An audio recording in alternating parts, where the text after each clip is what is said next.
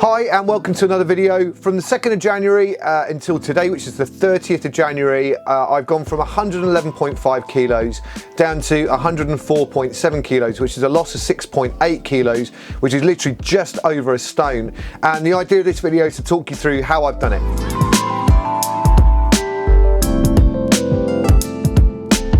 The first thing I want to talk about is that a stone is quite a lot of weight to lose in a month, and obviously there are those TV programs where they get contestants or people that want to lose a lot of weight in a small amount of time on TV. Now, whenever I watch these, there seems to be a bit of an imbalance between the food going in and the exercise they're getting them to do. They tend to put them on kind of fad diets or kind of crash diets that make them lose quite a lot of weight, but also have knock-on problems such as they're very difficult. People are really hungry, they don't occupy their brains, and they don't incorporate a huge amount of exercise into these things.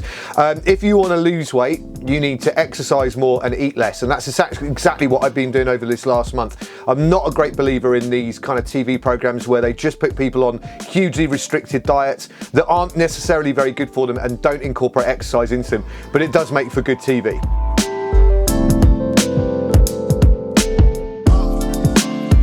So with that in mind, over this last month, I've had three key principles that I'm going to go into that have helped me. The first one is motivation. What is it that I'm doing that's helping me do this? Especially when over the last couple of years, it's been something that I've wanted to do, but haven't been able to do. What is it that's triggered it this time? The second thing, obviously, is food and drink. What are the rules that I've set myself in regard to what I'm eating and what I'm drinking? And lastly, the exercise side of things. What is it I'm doing in terms of exercise and how am I timing that? And what type of intensity am I doing with the food and the exercise that I'm doing combined?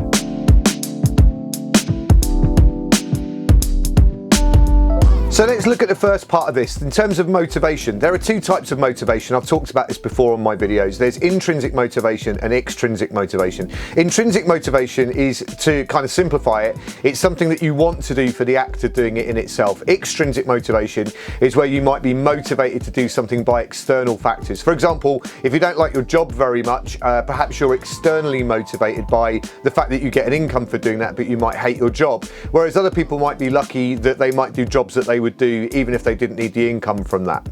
So in this regard, I've been really lucky that since the 1st of January, when I released all the information about the grand tour that I'm doing this year, I'll put a link to the video up here, in regard to that, that has motivated me massively in two regards really. One is the gravity of what it is that I've taken on, so riding 2,100 kilometers in 21 days, and with all the climbing that I've got to do, I'm not fit enough at the moment to be able to do that, and I'm certainly out of shape in regard to how much I weigh to be able to do that.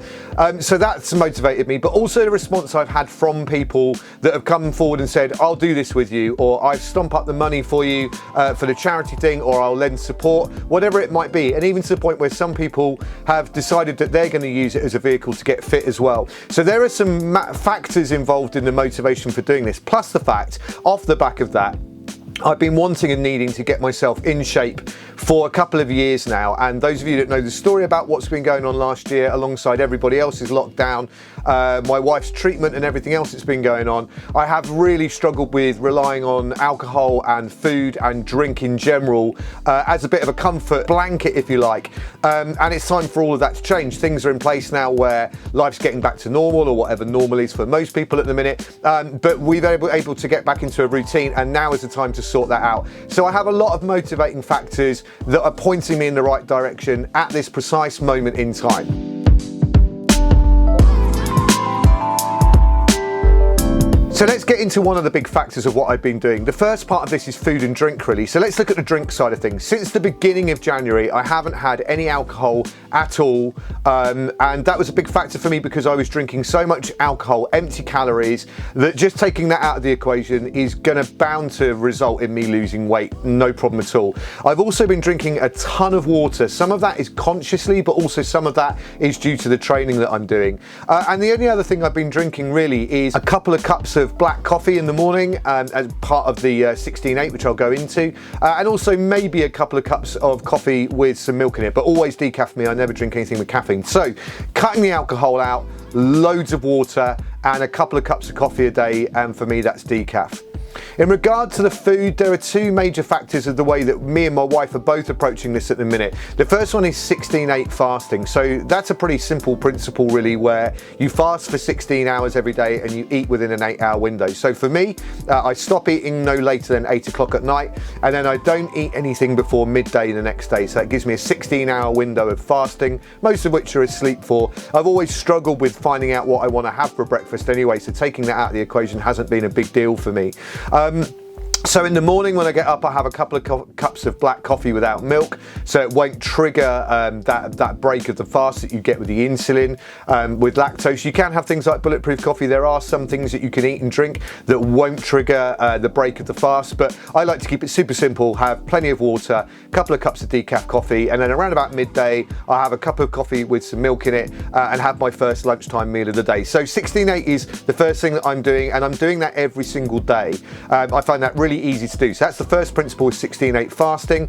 The second thing is that on Monday and on Wednesday, my wife and I do the Fast 800 eating, where you have no more than 800 calories. It's a decent meal at lunchtime and it's a decent meal at dinner time. Loads of vegetables, loads of good fruit and veg involved in those meals, and they're really filling, good proteins, good fats, all of those kind of things. So we're just eating those two meals on that day, and then essentially taking the breaks off the rest of the time, quite often using Joe Wicks's veggie book, Veggie Lean in 15 book, for the meals the rest of the week.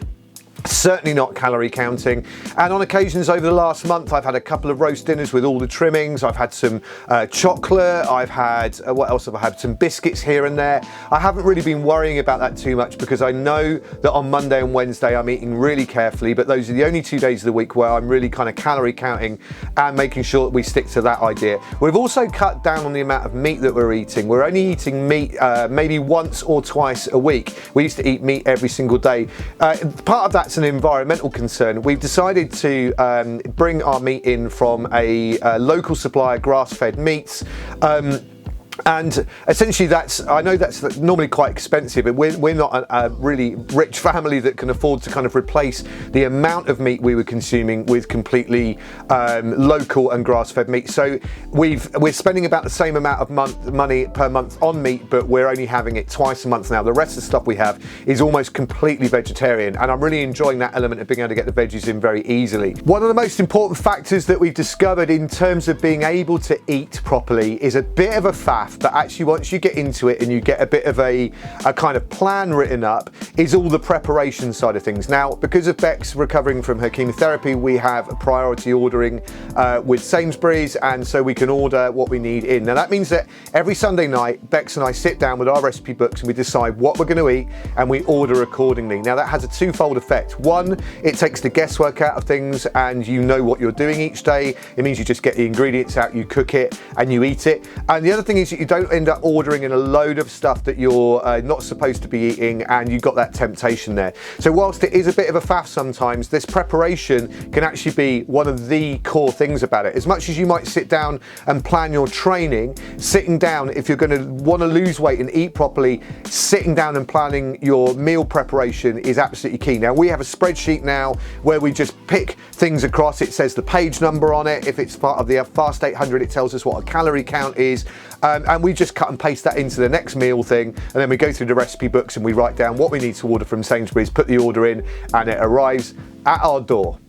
So that is really the breakdown of what I'm doing in terms of the food. Now obviously the Monday and the Wednesday calorie restriction is going to have a knock on the training, which is the next bit that I'm going to talk about.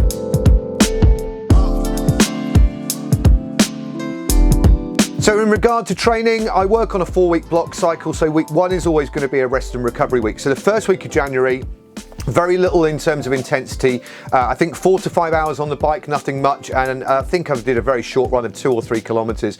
Mainly the idea of that was to test my heel out, to see if there were any problems with an injury that I've got, to see if I was able to run on it, and it was okay. So that means in weeks 2, 3 and 4 I was beginning to build. So I ran 10 kilometers over 3 runs in week 2, week 3 was 12 kilometers, and week 4 was 14 kilometers, all over 3 runs. So very low intensity, essentially just jogging jogging, making sure I wasn't going over that threshold and burning too much glycogen. The idea at the moment is to keep the intensity low to burn the fat that I'm carrying around off. Now the same goes into the bike side of things. In week 1 I did 4 or 5 hours, I say. Week 2 I did 7 hours. In week 3 I did 8 hours, and then in the week that I've just done, the 4th week of the cycle, I did 9 hours. Now those of you that watch the channel often will know that I have a bit of a love-hate relationship with Zwift. I like it for what it's able to do. I think as a platform it's fantastic. Being able to join other people on bike rides, that's a big part of the incentive for getting on there, but it will always be a means to an end for me. Given a choice, would I go out on my road bike, my cross bike, or my TT bike in the real world? The answer to that is categorically always going to be yes. I would never choose to do a Zwift ride over anything else. However, it has been an incredibly useful tool, and there are certain things that I can do on Zwift that I wouldn't normally be able to do out on the road because of the amount of opportunity you get for sticking at certain numbers. I've now done the Alp de Zwift, and I can remember the name of it now rather than trying to get the name all mixed up on that. VO2 max sessions, all those kind of things. Now, any sessions that I'm doing in regard to any intensity on the bike need to be timed properly. There's no point in me doing them on a Tuesday or a Wednesday because I don't have the fueling from the 2 fasting days that I've been doing. So I take those very, very easily. So all of my intensity sessions need to be done effectively from Thursday through to Sunday when I've got some glycogen stores, when the carbs aren't depleted, that I can do those intensity sessions. So timing is a fundamental thing with this. Otherwise you can find yourself becoming poorly, which I have done in years gone by. I've done this kind of thing before and I've got it very wrong, and I've been very ill very quickly by running myself down. The most important 2 factors of the combination of all of this for me have been an increase in the amount of vegetables and water I've been consuming, and also the timing of the sessions that I've been doing. So lots of long, slow bike rides, easy bike rides, a bit more intensity out on the cross bike sometimes. I'm loving going out on the cross bike and getting all muddy, not enjoying cleaning the bike afterwards so much. Out on the road bike sometimes, and then also a mixture of that with Zwift. So in the last 9 hours that I've done in this last week just gone by, I have been effectively splitting that 3 hours each. So 3 hours on the road bike, 3 hours on the cross bike, and 3 hours on Zwift.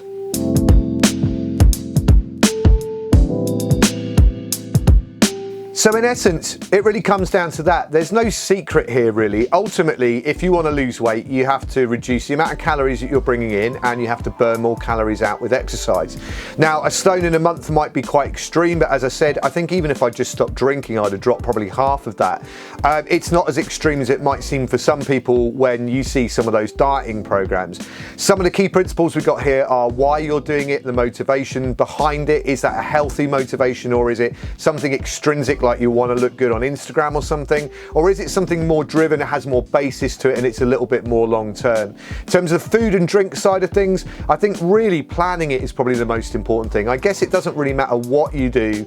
As long as you plan what you're going to do, then you don't have that kind of open the cupboards and just grab the first thing that's in front of you. I always keep coming back to something that Sophie, my friend who's a great nutritionist, keeps saying, which is that you can't out-train a bad diet. I do train well. My Achilles heel has always been nutrition. So that was probably the single biggest factor that we had to focus in on, was what was I eating, why was I eating it, and how is it going to fuel my training sessions? And then going forwards from there is just a simple training fact. Timing that so that I'm fueled for them, having the motivation to get on the turbo when I might not feel the desire to do that, but also mixing that up with some proper outdoor riding. I feel superb at the minute. I feel really healthy. I feel really alive and really awake and alert. And I know from looking on social media that that's not the case for a lot of people in this 3rd lockdown. I think I've been dealing with this 3rd lockdown a lot better than I have the last 2. Then when you take the situation with Becky's kind of treatment out of the equation, it's hardly a surprise really. So am I going to be able to keep losing a stone a month? That's not really the goal. What I want to do now is just keep training and getting some intensity back in. I'm going to stick to the rules that I've been doing in terms of the fast 800 on Monday and Wednesday, but also the 16-8 thing, and just see how much weight I lose each month. But ultimately, if I can get down to near 90 kilos or below by the time I start the Grand Tour in June, I'll be super happy. At the minute, I'm 104.7 kilos. So that leaves another 14 kilos, which is around about 2 stone to lose over a pretty decent amount of time. So we'll take it easy from here on in. But ultimately, I've got motivation and momentum built up from what I've achieved in these last 4 weeks. Anyway, that's it for this week. I hope you enjoyed this video, and it might give you a bit of an idea of some things that you might try out.